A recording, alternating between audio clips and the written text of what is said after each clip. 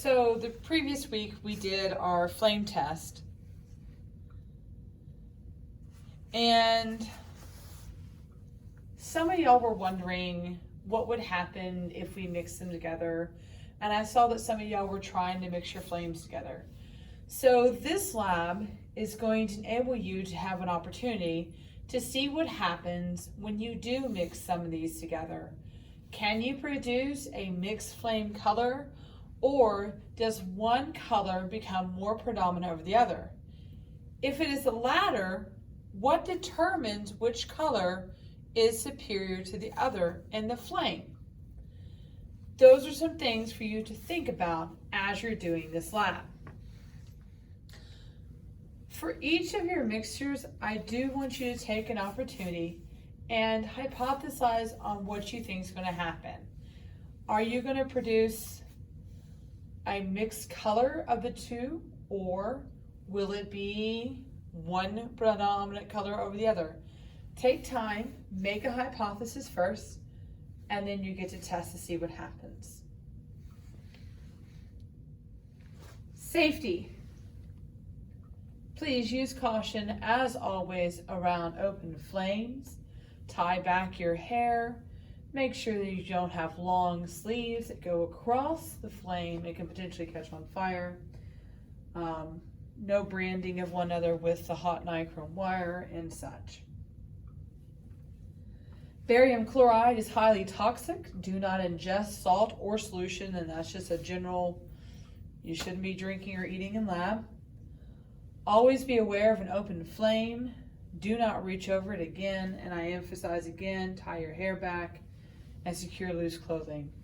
And as always, when you finish your lab, make sure that you do wash your hands after handling the materials. And of course, wear your goggles. So, step one is to make sure that you place your clean small test tubes into the test tube rack. Then to each one of those clean test tubes, we're going to add 10 drops of sodium chloride.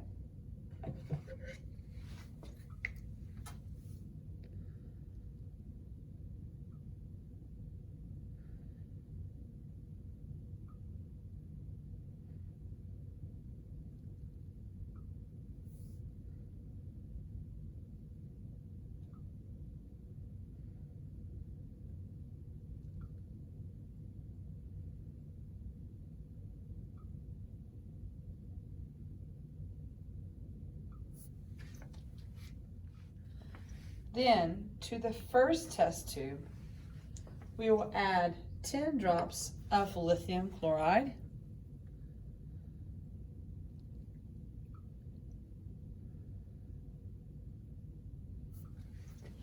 And then it says to swirl. Then add 10 drops of potassium chloride to the second one and swirl as well. Then add 10 drops of lithium chloride to your second test tube. Then add 10 drops of strontium chloride to the third beaker. Then add 10 drops of strontium chloride to the third test tube. Then add 10 drops of barium chloride to your fourth test tube. Then add 10 drops of calcium chloride to your fifth test tube. Then add 10 drops of copper chloride to the last test tube. So at this point, you should have sodium chloride in all 6 of the test tubes.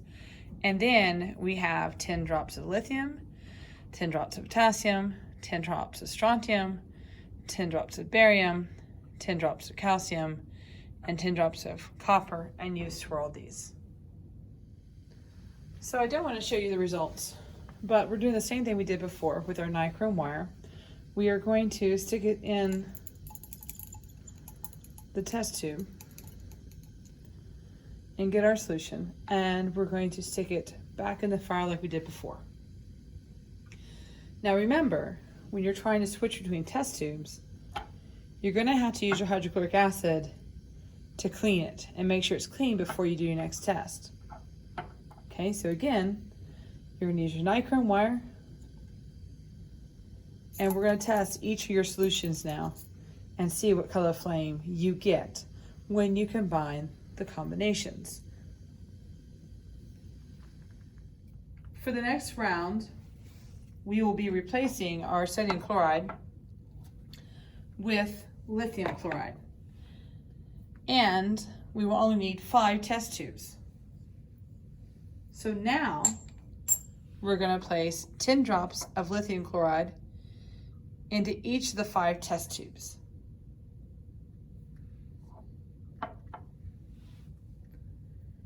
Then I will add 10 drops of potassium chloride to the first, 10 drops of strontium chloride to the second,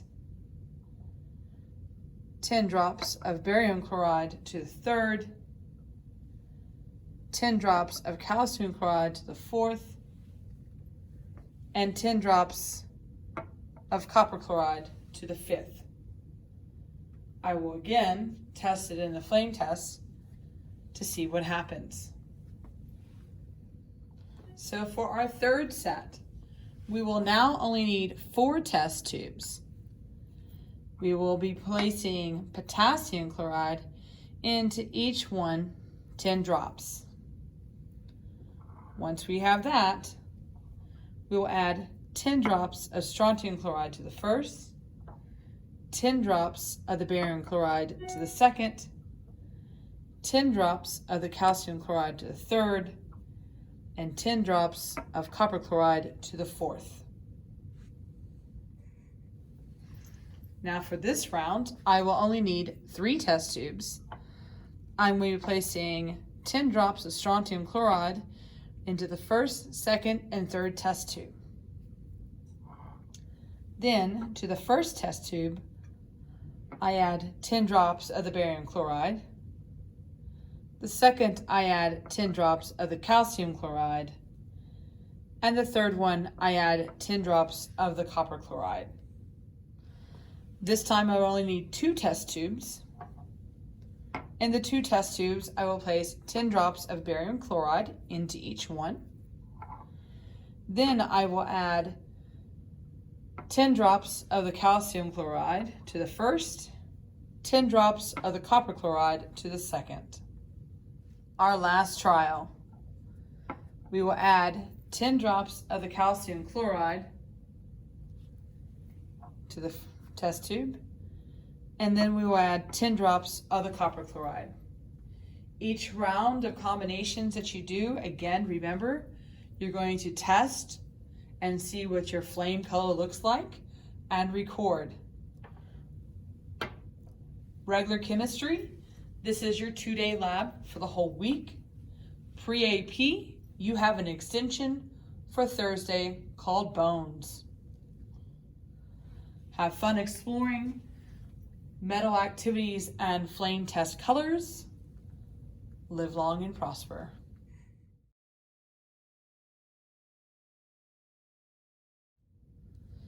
AP Chem. So part 2 of your going further on flame tests is titled Bones.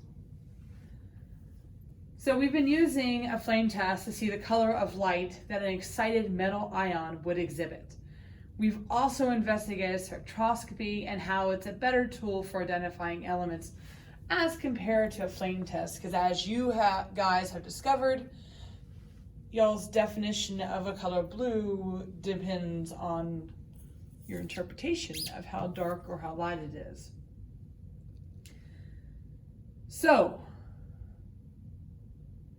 here's the scenario. At a crime scene, there may be an unknown substance present that needs to be identified in order to assist in determining foul play or the nature of a crime. Forensics investigators are able to compare the properties of unknown substances to known substances to aid in its identification. During this lab activity, you'll participate as a forensics investigator and use the flame test and observation skills to aid in the identification of the composition of a bone sample found at a crime scene. A small community was starting construction in order to build a new building for future businesses. The area that they're starting construction on has some trees and other shrub life on it. The construction company cleared all the trees from the area and began digging the soil to lay the building's foundation. However, while prepping the area, a few construction workers noted a strange change in the soil and what appeared to look like bones. An expert was brought in and it was determined to be human. Once it was determined to be human, construction has to stop until the investigation can be completed. The condition of the skeletal remains was fairly well preserved, but it does appear they have been buried for years. Police know in the past 20 years at this community that there have only been 3 cases of missing persons reported who have not been found. Case 1. Approximately 18 years ago, Mr. Hadley, a gentleman in his early 30s, disappeared, but the investigation revealed no evidence of foul play. It was assumed that he left town. Number 2. 5 years after Mr. Hadley's disappearance, a young local woman known as Jean did not show up for work at a local real estate office, and her co-workers contacted the police. Like Mr. Hadley, no foul play was detected, and she was assumed to have left the small town. Case 3. In more recent years, a well-known woman in her 80s, Mrs. Crawford, disappeared from her home one morning. Her home showed signs of forced entry and many items were missing, suggesting a burglary had taken place. Mrs. Crawford has never been heard from again, and her body has never been recovered. Now, before you decide the case, you have to investigate the samples that you have. And there's a reason that we're able to do this with a flame test. So do not assume you know the answer. You must test in order to determine the answer. And there is an answer in the bones. By the way, you and your team will be determining a procedure in order to determine with absolute validation which one it is. Good luck, live long and prosper.